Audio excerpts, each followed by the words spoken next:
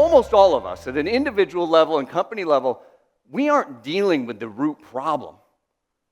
We're distracted by a whole host of symptoms. Symptoms like, well, I don't have enough time. Is that anybody here? You all have plenty of time, right? Right. One guy doesn't have enough time, the rest of you are like, oh, plenty of time out here in Indiana. I got you. Or I don't have enough budget. That would hit you too, right?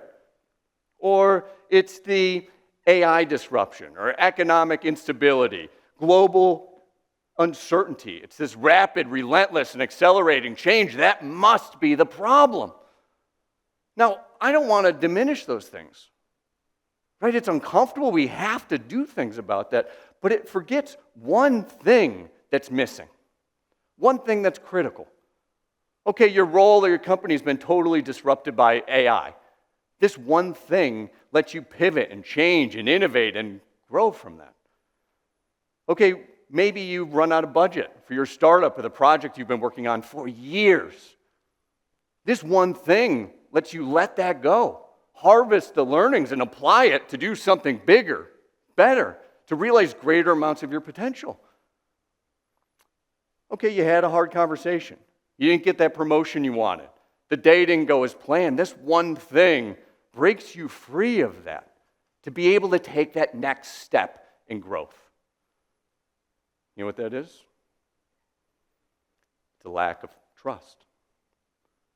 Trust is the missing ingredient to solve all of those things at a fundamental human level. You see what trust does is it unshackles us from these bonds of the past, of how we've thought about ourselves, our organization, what we're good at, what we're not good at, and it frees us to reach an even greater potential. My mom is right. The way out is through, but the way through is trust.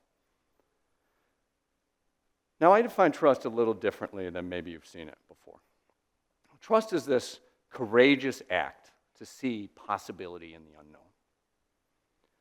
Now, I'll tell you, based on my work, 99% of people wake up in this all too familiar world of I want, a world of I wish, a world of I hope, could, try, might, even I simply can't. I want the economy to be different. I wish I didn't have to deal with artificial intelligence. I hope I can grow. Now, don't get me wrong, I want, wish, and hope that for all of us as well. It's just not a very powerful place to stand. It leaves us essentially victimized by whatever happens next. See, the people and companies that grow the most, they live in this other world. A world that we can literally all see, but only 1% of people step into. And it has nothing to do with where you're from, how large your organization is, or even where you're seated in this room, although I appreciate the front row here. Strong move, I love it. Those people that have the greatest growth are brave. Literally brave.